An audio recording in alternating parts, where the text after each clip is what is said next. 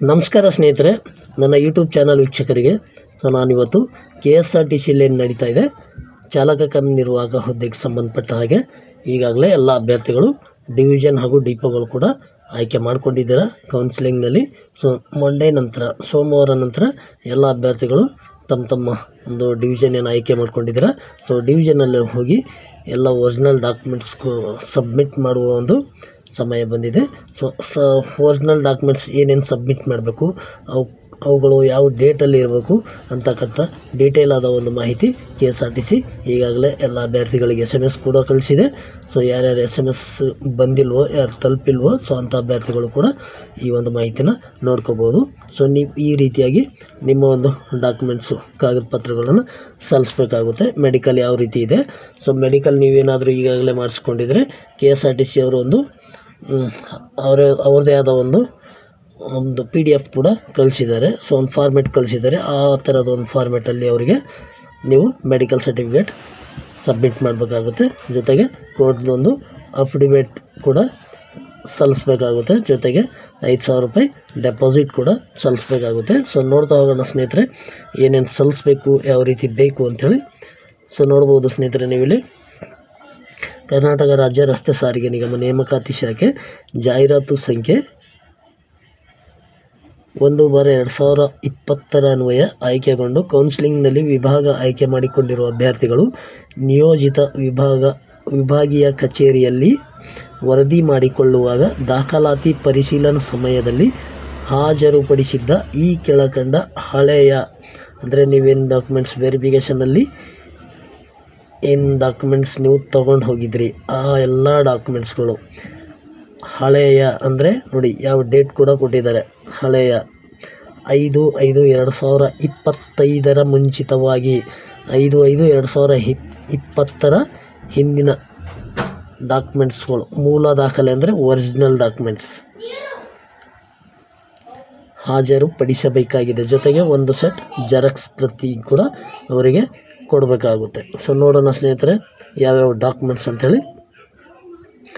ನೋಡ್ಬೋದು ಇಲ್ಲಿ ಫಸ್ಟು ದಾಖಲಾತಿ ಪರಿಶೀಲನಾ ಪಟ್ಟಿ.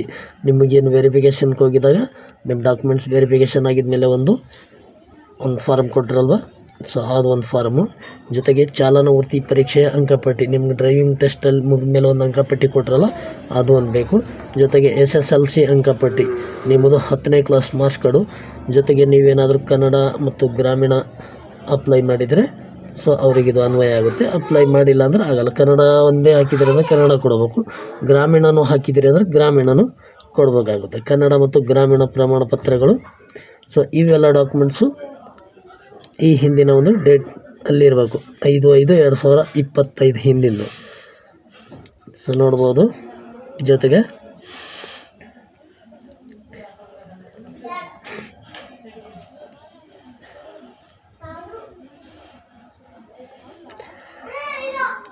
ಜಾತಿ ಮತ್ತು ಆದಾಯ ಪ್ರಮಾಣ ಪತ್ರ ನೋಡ್ಬೋದು ಸ್ನೇಹಿತರೆ. ಜಾತಿ ಮತ್ತು ಆದಾಯ ಪ್ರಮಾಣ, ಕ್ಯಾಸ್ಟ್ ಸರ್ಟಿಫಿಕೇಟ್ ಮತ್ತು ಇನ್ಕಮ್ ಸರ್ಟಿಫಿಕೇಟ್. ಯೋಜನಾ ನಿರಾಶ್ರಿತ ಪ್ರಮಾಣ ಪತ್ರ, ಯೋಜನೆ ನಿರಾಶ್ರಿತ ಅಂತೇಳಿ ಯಾರು ಅಪ್ಲಿಕೇಶನ್ ಹಾಕಿದ್ರು ಅಂಥವ್ರು ಮಾತ್ರ ಇದು ಕೊಡಬೇಕಾಗುತ್ತೆ. ನೆಕ್ಸ್ಟು ಜಿಲ್ಲಾ ಶಸ್ತ್ರಚಿಕಿತ್ಸಕರಿಂದ ಪಡೆದ ವೈದ್ಯಕೀಯ ಪ್ರಮಾಣ ಪತ್ರ. ನೋಡಿ ಸ್ನೇಹಿತರೆ, ಇಲ್ಲಿ ಡಿಸ್ಟಿಕ್ ಗೌರ್ಮೆಂಟ್ ಹಾಸ್ಪಿಟಲಲ್ಲಿ ಮೆಡಿಕಲ್ ಸರ್ಟಿಫಿಕೇಟ್ ತೊಗೊಳ್ಬೇಕಾಗುತ್ತೆ. ನಮೂನೆ ಲಗತ್ತಿಸಿದೆ ಅಂದರೆ ಅವರು ಇದರಲ್ಲಿ ನಮೂನೆ ಕೊಟ್ಟಿದ್ದಾರೆ, ಅಂದರೆ ಒಂದು PDF ಕೊಟ್ಟಿದ್ದಾರೆ, ಫಾರ್ಮೆಟ್ ಕೊಟ್ಟಿದ್ದಾರೆ, ಇದೇ ಥರ ಬೇಕಂತೇಳಿ ಅದು ಲಗತ್ತಿಸಿದೆ ಅಂತೇಳಿ ಕೊಟ್ಟಿದ್ದಾರೆ. ಅದೇ ಫಾರ್ಮೆಟ್ ನೀವು ಪ್ರಿಂಟೌಟ್ ತಗೊಂಡು ನೀವು ಅಲ್ಲಿ ಹೋಗಿ ಅದರಲ್ಲಿ ಎಲ್ಲ ಫಿಲಪ್ ಮಾಡಿಸ್ಕೊಂಡು ಬರಬೇಕಾಗುತ್ತೆ, ಚೆಕ್ ಮಾಡಿಸ್ಕೊಂಡು ಹಾಸ್ಪಿಟಲಲ್ಲಿ. ಜೊತೆಗೆ 100 ಮುಖಬೆಲೆಯ ಅಫಿಡವಿಟ್, 100 ರೂಪಾಯಿ ಮುಖಬೆಲೆಯ ಅಫಿಡವಿಟ್ ಅಂದರೆ ಸ್ಟಾಂಪ್ ಪೇಪರ್ ನೀವು ಒಂದು 100 ರೂಪಾಯಿದು ಸ್ಟಾಂಪ್ ಪೇಪರ್ ತೊಗೊಳ್ಬೇಕಾಗುತ್ತೆ. ಸ್ಟಾಂಪ್ ಪೇಪರಲ್ಲಿ ಏನು ಪ್ರಿಂಟ್ ಹಾಕಿಸ್ಬೇಕು ಅಂತಲೂ ಒಂದು PDF ಥರ ಕೊಟ್ಟಿದ್ದಾರೆ, ಫಾರ್ಮೆಟ್ ಕೊಟ್ಟಿದ್ದಾರೆ ಇದರಲ್ಲಿ. ಅದಕ್ಕೋಸ್ಕರ ಅವರು ಲಗತ್ತಿಸಿದೆ ಅಂತಲೇ ಕೊಟ್ಟಿದ್ದಾರೆ. ಜೊತೆಗೆ ಚಾಲಕ ಹಾಗೂ ನಿರ್ವಾಹಕ ಪರವಾನಗಿ ಪತ್ರಗಳು. ಡ್ರೈವಿಂಗ್ ಲೈಸೆನ್ಸ್ ಮತ್ತು ಕಂಡಕ್ಟರ್ ಲೈಸೆನ್ಸ್ ನಿಮ್ಮ ಹತ್ರ ಹಳೆದಿದ್ದರೆ ಹಳೆದು ಜೊತೆಗೆ ನೀವು ತೊಗೊಂಡು ಹೋಗಬೇಕಾಗುತ್ತೆ. ಹಳೆದು ಮತ್ತು ಹೊಸದು ಎರಡು ತೊಗೊಂಡು ಹೋಗಬೇಕಾಗುತ್ತೆ. ಜೊತೆಗೆ 5,000 ರೂಪಾಯಿ ಭದ್ರತಾ ಠೇವಣಿ ಮೊತ್ತ. 5,000 ರೂಪಾಯಿ ನೀವು ಡೆಪಾಸಿಟ್ ಇಡಬೇಕಾಗುತ್ತೆ ಅಲ್ಲಿ. ಅದಕ್ಕೊಂದು ಸ್ಲಿಪ್ ಕೊಡ್ತಾರೆ. ಆ ಸ್ಲಿಪ್ ನೀವು 1 ವರ್ಷ ಗಂಟ ಕಾಯ್ದಿಟ್ಕೊಳ್ಬೇಕಾಗುತ್ತೆ. ನಿಮ್ಮದು ಪರ್ಮಿಂಟ್ ಆಗುತ್ತಲ್ಲ, ಪರ್ಮಿಂಟ್ ಆಗಿದ ತಕ್ಷಣ ನೀವು ಆ ಒಂದು ಸ್ಲಿಪ್ಪನ್ನು ರಿಟರ್ನಲ್ಲಿ ಕೊಟ್ಟಿದ್ರೆ ನಿಮ್ಗೆ 5,000 ರೂಪಾಯಿ ಅದು ರಿಟರ್ನ್ ವಾಪಸ್ ಸಿಗುತ್ತೆ. ಸೊ ಜೊತೆಗೆ ನಿಮ್ಮದು ಆಧಾರ್ ಕಾರ್ಡ್ ಜೊತೆಗೆ 3 ಪಾಸ್ಪೋರ್ಟ್ ಅಳತೆಯ ಭಾವಚಿತ್ರಗಳು, 3 ಪಾಸ್ಪೋರ್ಟ್ ಫೋಟೋಗಳು ಬೇಕು, ಅದು ವಿತ್ ಯೂನಿಫಾರ್ಮ್ ಜೊತೆಗೆ. ನೀವು ಯೂನಿಫಾರ್ಮ್ ಹಾಕ್ಕೊಂಡು ಫೋಟೋ ತೆಗೆಸ್ಕೊಂಡು 3 ಫೋಟೋ ತೊಗೊಂಡು ಕೊಡಬೇಕಾಗುತ್ತೆ. ಸೊ ನೆಕ್ಸ್ಟ್ ನೋಡೋಣ ಫಾರ್ಮೆಟ್ ಯಾವ ರೀತಿ ಇದೆ ಅಂಥೇಳಿ. ಸೊ ಫಾರ್ಮೆಟ್ಟು ಎಲ್ಲ ಇಂಗ್ಲೀಷಲ್ಲಿದೆ, ನೋಡ್ಕೊಂಡು ಹೋಗೋಣ ಜಸ್ಟ್. ಆಮೇಲೆ ನಾವು ಅದನ್ನು ನಿಮಗೆ ನಾನು ಕನ್ನಡದಲ್ಲಿ ಕೂಡ ಟ್ರಾನ್ಸ್ಲೇಷನ್ ಮಾಡಿ ತೋರಿಸ್ತಾ ಹೋಗ್ತೀನಿ ಸ್ನೇಹಿತರೆ. ಫಸ್ಟು ಫಾರ್ಮೆಟ್ ಯಾವ ರೀತಿ ಇದೆ ಅಂಥೇಳಿ ನೋಡ್ತಾ ಹೋಗೋಣ. ಸೊ ನೋಡ್ಬೋದು ಸ್ನೇಹಿತರೆ, ಇದು ಮೆಡಿಕಲ್ ಸರ್ಟಿಫಿಕೇಟ್ದು ಫಾರ್ಮೆಟ್ ಇದೆ. ಸೊ ನೀವು ಬೇಕಾಗಿದ್ದರೆ ಓದ್ಕೋಬೋದು, ಇಲ್ಲಾಂದರೆ ನೀವು ಡೈರೆಕ್ಟಾಗಿ ಇದನ್ನೇ ಪ್ರಿಂಟ್ ತಗೊಂಡು ಇದರಲ್ಲೆಲ್ಲ ಡಾಕ್ಟ್ರ್ ಕೈಯಿಂದ ಫಿಲಪ್ ಮಾಡಿಸ್ಕೊಂಡು ಸೀಲು ಸಿಗ್ನೇಚರ್ ಹಾಕ್ಕೊಂಡು ಬರಬೇಕಾಗುತ್ತೆ. ಸೊ ನಾನು ಸ್ವಲ್ಪ ಸ್ಪೀಡಾಗಿ ಮಾಡಿರ್ತೀನಿ, ಸೊ ನೋಡ್ಕೊಳ್ಳಿ. ನಿಮಗೆ ಇದು ಅರ್ಥ ಆಗಿಲ್ಲ ಅಂದರೆ ನಾನು ಕನ್ನಡದ ಒಂದು ಫಾರ್ಮೆಟ್ ಕೂಡ ಹಾಕ್ತೀನಿ. ಸೊ ಕನ್ನಡ ಟ್ರಾನ್ಸ್ಲೇಷನ್ ಮಾಡೀನಿ, ಫಾರ್ಮೆಟ್ ಏನು ಅವ್ರು ಬಿಟ್ಟಿಲ್ಲ, ನಾನೇ ಟ್ರಾನ್ಸ್ಲೇಷನ್ ಮಾಡಿದ್ದೀನಿ. ಆ ಟ್ರಾನ್ಸ್ಲೇಷನ್ ಮಾಡಿದ್ದ ಒಂದು PDF ಕೂಡ ನಾನು ನಿಮಗೆ ತೋರಿಸ್ತಾ ಹೋಗ್ತೀನಿ ಸ್ನೇಹಿತರೆ. ಸೊ ನೋಡ್ಬೋದು, ಇದು ಮೆಡಿಕಲ್ ಸರ್ಟಿಫಿಕೇಟು.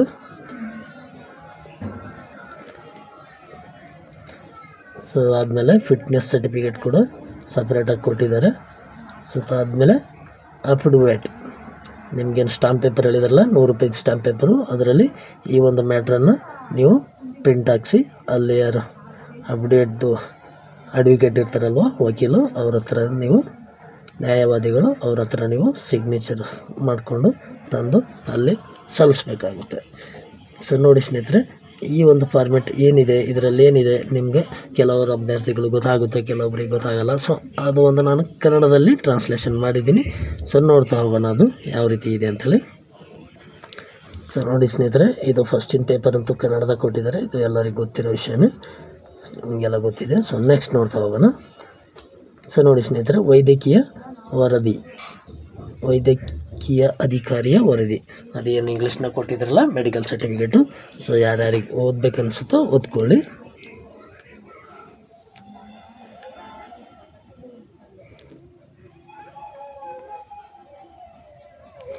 ಸೊ ನೋಡಿ, ಮಹಿಳಾ ವೈದ್ಯರು ನೇಮಕಾತಿಗಾಗಿ ಮಹಿಳಾ ಅಭ್ಯರ್ಥಿಯನ್ನು ಪರೀಕ್ಷಿಸುತ್ತಾರೆ. ವೈದ್ಯಕೀಯ ಅಧಿಕಾರಿ ವರದಿಯನ್ನು ಗೌಪ್ಯವೆಂದು ಪರಿಗಣಿಸಬೇಕು. ವರದಿಯ ರೂಪ, ಅಭ್ಯರ್ಥಿಯ ಹೇಳಿಕೆ ಮತ್ತು ಘೋಷಣೆ. ಅಭ್ಯರ್ಥಿಯು ತನ್ನ ವೈದ್ಯಕೀಯ ಪರೀಕ್ಷೆಗೆ ಮುಂಚಿತವಾಗಿ ಕೆಳಗೆ ನೀಡಲಾದ ಹೇಳಿಕೆಯನ್ನು ನೀಡಬೇಕು ಮತ್ತು ಅದರ ಲಗತ್ತಿಸಲಾದ ಘೋಷಣೆ ಸಹಿ ಹಾಕಬೇಕು. ಅವರ ಗಮನವನ್ನು ವಿಶೇಷವಾಗಿ ಕೆಳಗಿನ ಟಿಪ್ಪಣಿಯಲ್ಲಿ ಇರುವ ಎಚ್ಚರಿಕೆಗೆ ನಿರ್ದೇಶಿಸಲಾಗಿದೆ. ನಿಮ್ಮ ಹೆಸರು ದಪ್ಪ ಅಕ್ಷರಗಳಲ್ಲಿ, ನಿಮ್ಮ ವಯಸ್ಸು, ಜನ್ಮಸ್ಥಳ, ನೀವು ಎಂದಾದರೂ ಸಿಡುಬು, ಆವರ್ತಕ ಅಥವಾ ಯಾವುದೇ ಇತರ ಜ್ವರ, ಗ್ರಂಥಿಗಳ ಹಿಗ್ಗುವಿಕೆ ಅಥವಾ ಉರಿಯೂತ, ರಕ್ತ ಉಗುಳುವುದು ಅಥವಾ ಹೃದಯ ಕಾಯಿಲೆ, ದೀರ್ಘಕಾಲದ ಕಾಯಿಲೆಯಿಂದ ಮೂರ್ಛೆ ಹೋಗುವುದು, ಸಂಧಿವಾತ ಹೊಂದಿದ್ದೀರಾ ಅಥವಾ ಇಲ್ಲ, ಈ ಥರ ಎಲ್ಲ ಹಾಸಿಗೆ ಹಿಡಿದಿಟ್ಟುಕೊಳ್ಳಬೇಕಾದ ಮತ್ತು ವೈದ್ಯಕೀಯ ಅಥವಾ ಚಿಕಿತ್ಸೆಯ ಅಗತ್ಯವಿರುವ ಯಾವುದೇ ಇತರ ಕಾಯಿಲೆಗಳಿದೆಯಾ, ನಿಮಗೆ ಕೊನೆಯದಾಗಿ ಲಸಿಕೆ ಹಾಕಿದ್ದು ಯಾವಾಗ, ನೀವು ಅಥವಾ ನಿಮ್ಮ ಹತ್ತಿರದ ಸಂಬಂಧಿಗಳು ಸ್ವಪ್ನ ಅಸ್ತಮ, ಪಿಟ್ಸ್ ಅಥವಾ ಹುಚ್ಚುತನದಿಂದ ಬಳಲುತ್ತಿದ್ದೀರಾ, ನಿಮ್ಮ ಕುಟುಂಬದವರ ಬಗ್ಗೆ ಈ ಕೆಳಗಿನ ವಿವರಗಳನ್ನು ಕೂಡ ನೀವು ಒದಗಿಸಬೇಕಾಗುತ್ತೆ. ತಂದೆಯ ವಯಸ್ಸು ಮತ್ತು ಆರೋಗ್ಯದ ಸ್ಥಿತಿ, ತಂದೆಯ ಮರಣದ ಅಂದರೆ ತಂದೆ ಏನಾದರೂ ತೀರ್ಕೊಂಡಿದ್ರೆ ಮರಣದ ವಯಸ್ಸು ಮತ್ತು ಸಾವಿಗೆ ಏನು ಕಾರಣ, ನಿಮ್ಮ ಜೊತೆಗೆ ವಾಸಿಸುತ್ತಿರುವ ಸಹೋದರರ ವಯಸ್ಸು ಮತ್ತು ಅವರ ಆರೋಗ್ಯದ ಸ್ಥಿತಿ, ಅಥವಾ ಅವರೇನಾದರೂ ಸಹೋದರರೇನಾದರೂ ತೀರ್ಕೊಂಡ್ರೆ ಎಷ್ಟು ಜನ ಇದ್ದರು, ಅವ್ರಿಗೆ ಏನು ಅವ್ರ ಸಾವಿಗೆ ಏನು ಕಾರಣ ಇತ್ತು, ಅಂದರೆ ಯಾವುದನ್ನ ರೋಗದಿಂದ ಸತ್ತೋಗಿದ್ದಾರೆ ಅಂತೇಳಿ ಈ ಥರ ಕಾರಣಗಳು ಕೇಳ್ತಾರೆ. ಯಾಕಂದರೆ ಕೆಲವೊಂದು ರೋಗಗಳು ವಂಶ ಪಾರಂಪರಿಕವಾಗಿ ಬರ್ತಾವಲ್ವ, ಸೊ ಅದಕ್ಕೋಸ್ಕರ ಅವರು ಡೀಟೇಲಾಗಿ ಕೇಳಿದ್ದಾರೆ ಸ್ನೇಹಿತರೆ. ಜೊತೆಗೆ ನೋಡಿ, ತಾಯಿಯ ವಯಸ್ಸು ಮತ್ತು ಅವರ ಆರೋಗ್ಯ ಸ್ಥಿತಿ, ತಾಯಿ ಏನಾದರೂ ಸಾವಿಗೀಡಾಗಿದ್ದರೆ ಅವರು ಸತ್ತಾಗ ಅವ್ರ ವಯಸ್ಸೇನಿತ್ತು, ಅವ್ರಿಗೆ ಸಾವಿಗೆ ಏನು ಕಾರಣ, ಜೊತೆಗೆ ನಿಮ್ಮ ಸಹೋದರಿಯರು ಅಂದರೆ ಅಕ್ಕ ಆಗಲಿ ತಂಗಿ ಆಗಲಿ, ಸೊ ಅವರು ಎಷ್ಟು ಜನ, ಅವರ ವಯಸ್ಸು ಎಷ್ಟು, ಅವರ ಆರೋಗ್ಯ ಸ್ಥಿತಿ ಯಾವ ಥರ ಇದೆ, ಅವರೇನಾದರೂ ಸತ್ತೋಗಿದ್ರು ಅಂದರೆ ಸಾವಿಗೀಡಾಗಿದ್ರು ಅಂದರೆ ಅವರು ಸಾವಿಗೆ ಕಾರಣ ಏನು ಅಂತಕ್ಕಂಥದ್ದು. ಸೊ ನೋಡಿ, ಅಭ್ಯರ್ಥಿಯ ಸಹಿ, ವೈದ್ಯಾಧಿಕಾರಿಯ ಸಹಿ, ಸೊ ಇವೆಲ್ಲ ಡೀಟೇಲ್ ಆಗಿ ಅವರು ತುಂಬಿ ನಿಮ್ಮನ್ನು ಇದು ಮಾಡ್ತಾರೆ. ಜೊತೆಗೆ ಅಭ್ಯರ್ಥಿಯ ದೈಹಿಕ ಪರೀಕ್ಷೆ ಕುರಿತು ಅಧಿಕಾರಿಯ ವರದಿ, ಸಾಮಾನ್ಯ ಅಭಿವೃದ್ಧಿ ಒಳ್ಳೆಯದು. ಸೊ ನೋಡಿ, ಡೀಟೇಲ್ ಆಗಿ ನೋಡ್ಕೊಳ್ಳಿ. ಅವ್ರ ತೂಕ, ಎತ್ತರ, ಆಮೇಲೆ ಚೆಸ್ಟು, ಎದೆ ಅಳತೆ, ಸುತ್ತಳತೆ, ಕುಗ್ಗಿಸಿದಾಗ, ಹಿಗ್ಗಿಸಿದಾಗ, ಜೊತೆಗೆ ಯಾವುದಾದ್ರೂ ಚರ್ಮ ರೋಗ, ಕಣ್ಣುಗಳು, ಯಾವುದೇ ರೋಗ, ರಾತ್ರಿ ಕುರುಡು, ಬಣ್ಣ ದೃಷ್ಟಿಯಲ್ಲಿ ದೋಷ,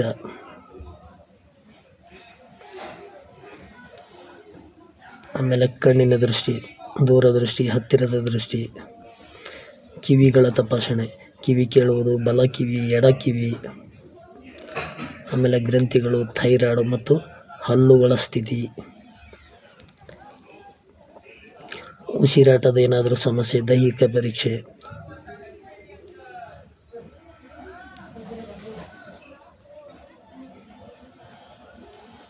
ಸೊ ನೋಡ್ತಾ ಹೋಗ್ಬೋದು ಸ್ನೇಹಿತರೆ. ಇಲ್ಲಿ ಡೀಟೇಲ್ ಆಗಿ 1 by 1 ಎಲ್ಲ ಕೊಟ್ಟಿದ್ದಾರೆ. ಸೊ ಯಾರಾದರೂ ನಿಮಗೆ ಇಂಗ್ಲೀಷ್ ಅರ್ಥ ಆಗಿಲ್ಲ ಅಂದರೆ ಕನ್ನಡದಲ್ಲಿ ನೀವು ನೋಡ್ಕೋಬೋದು ಸ್ನೇಹಿತರೆ, ಮೆಡಿಕಲಲ್ಲಿ ಏನೇನಿದೆ ಅಂಥೇಳಿ. ಸೊ ಜೊತೆಗೆ ನಿಮ್ಮ ಇದೇ ಎಕ್ಸ್ರೇ ವರದಿ ಕೂಡ ಕೇಳಿದ್ದಾರೆ.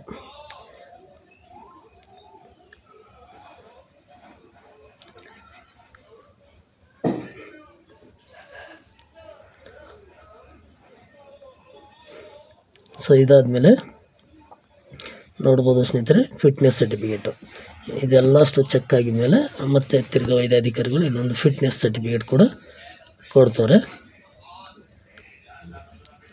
ಅಂತಿಮವಾಗಿ. ಸೊ ನೋಡ್ತಾ ಹೋಗೋಣ ಸ್ನೇಹಿತರೆ, ಅಪ್ಡಿವೇಟು. ಸೊ ಅಪ್ಡಿವೇಟಲ್ಲಿ ಏನಿದೆ ಅಂಥೇಳಿ ನೀವು ಕೂಡ ನೋಡ್ಕೋಬೋದು. ಕರ್ನಾಟಕ ರಾಜ್ಯ ರಸ್ತೆ ಸಾರಿಗೆ ನಿಗಮವು ಅಧಿಸೂಚನೆ ಸಂಖ್ಯೆ ಡ್ಯಾಶ್ ಚಾಲಕ ಕರ್ಮಿ ನಿರ್ವಾಹಕ ಹುದ್ದೆಯನ್ನು ಭರ್ತಿ ಮಾಡಲು ಅರ್ಹ ಅಭ್ಯರ್ಥಿಗಳನ್ನು ಅರ್ಜಿಗಳನ್ನು ಆಹ್ವಾನಿಸಿದ್ದೆ.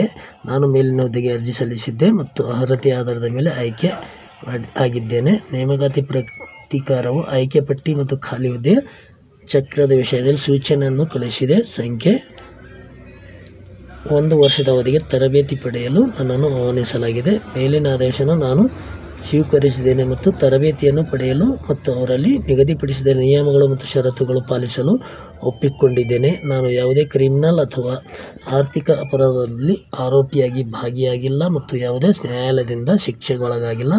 ರಾಜ್ಯ ಸರ್ಕಾರ ಅಥವಾ ಕೇಂದ್ರ ಸರ್ಕಾರ, ಸ್ಥಳೀಯ ಸಂಸ್ಥೆಗಳು ಮತ್ತು ರಾಜ್ಯ ಅಥವಾ ಕೇಂದ್ರ ಸಂಸ್ಥೆಗಳ ಸೇವೆಯಿಂದ ಯಾವುದೇ ಮಹತ್ವದ ಸಂಗತಿಗಳು ಅಥವಾ ಹಿಂದಿನ ಉದ್ಯೋಗವನ್ನು ಅಥವಾ ವಜಾಗೊಳಿಸುವಿಕೆ ಅಥವಾ ತೆಗೆದುಹಾಕುವಿಕೆಯನ್ನು ನಾನು ಮುಚ್ಚಿಟ್ಟಿಲ್ಲ. ಅಂದರೆ ಡಿಸ್ಮಿಸ್ಸು ಅಥವಾ ಸಸ್ಪೆಂಡು ಏನಾದರೂ ಹಿಂದೆ ನೀವು ಆಗಿದ್ರಿ ಅಂದರೆ ಅಂಥವು ನಾನು ಏನು ಮುಚ್ಚಿಟ್ಟಿಲ್ಲ ಅಂತಕ್ಕಂಥದ್ದು ಕೂಡ ನಾವು ಅಫಿಡವಿಟಲ್ಲಿ ಹೇಳಬೇಕಾಗುತ್ತೆ. ನಾನು ಡ್ಯಾಶ್ ಜಾತಿಗೆ ಸೇರಿದವನಾಗಿದ್ದೇನೆ. ಸರ್ಕಾರಿ ಆದೇಶ ಪ್ರಕಾರ ಡ್ಯಾಶ್ ಗುಂಪಿನಲ್ಲಿ ಬರುತ್ತೆ ಅಂದರೆ ಯಾವುದು ಕ್ಯಾಟಗಿರಿಯಲ್ಲಿ ಬರುತ್ತೆ ನಿಮ್ಮ ಕ್ಯಾಸ್ಟು ಅಂಥೇಳಿ. ಸೊ ಆ ಒಂದು ಕ್ಯಾಟಗಿರಿಗೆ ಸಂಬಂಧಪಟ್ಟ ಪ್ರಯೋಜನಗಳನ್ನು ನಾನು ಪಡ್ಕೊಂಡಿದ್ದೇನೆ. ಸೊ ಅದನ್ನು ನಾನು ಬೆಂಬಲಿಸ್ತೇನೆ ಮತ್ತು ಈ ಒಂದೆಲ್ಲ ಮಾಹಿತಿ ನಿಜವಾಗಿರ್ತದೆ. ನೇಮಕಾತಿ ಪ್ರಾಧಿಕಾರ ಕೇಳಿದಾಗ ಮೂಲ ವಂಶ ಪತ್ರಗಳನ್ನು ಹಾಜರುಪಡಿಸಲಾಗುತ್ತದೆ. ನನ್ನ ಅರ್ಜಿಯಲ್ಲಿ ಮಾಡಲಾದ ಘೋಷಣೆಯು ಸತ್ಯ ಮತ್ತು ನಿಗ್ರಹಿಸಲು ಕಾರಣವಾಗಿದೆ ಎಂದು ನೇಮಕಾತಿ ಪ್ರಾಧಿಕಾರವು ಯಾವುದೇ ಸಮಯದಲ್ಲಿ ಕಂಡುಕೊಂಡರೆ ಮತ್ತು ಸಲ್ಲಿಸಿದ ಪ್ರಶಂಸನಾ ಪತ್ರಗಳು ಅಥವಾ ಜಾತಿ ಪ್ರಮಾಣ ಪತ್ರಗಳು ನಕಲಿ ಅಥವಾ ಕೃತ್ರಿಮ ಅಥವಾ ಕಾಲ್ಪನಿಕವೆಂದು ಕಂಡುಬಂದರೆ, ನಿಮ್ಮದೇನಾದರೂ ಕ್ಯಾಸ್ಟ್ ಸರ್ಟಿಫಿಕೇಟ್ ನಕಲಿ ಡೂಪ್ಲಿಕೇಟ್ ಅಂತ ಏನಾದರೂ ಇಲಾಖೆಗೆ ಗೊತ್ತಾಗಿದ್ದರೆ, ಸೊ ಅಂಥದ್ದೇನಾದರೂ ಡೌಟ್ ಬಂದರೆ ನೀವು ಯಾವುದೇ ಒಂದು ನಮಗೆ ಮಾಹಿತಿ ನೀಡಿದರೆ ನಮ್ಮನ್ನು ಡ್ಯೂಟಿಯಿಂದ ತೆಗೆದು ಹಾಕಬಹುದು ಅಂತಕ್ಕಂಥದ್ದು ನಾವು ಏನು ಮಾಡಬೇಕಾಗುತ್ತೆ, ಈ ಒಂದು ಅಫಿಡವಿಟಲ್ಲಿ ಎಲ್ಲನೂ ತುಂಬಿ ಅವರಿಗೆ ಸಲ್ಲಿಸಬೇಕಾಗುತ್ತೆ ಸ್ನೇಹಿತರೆ.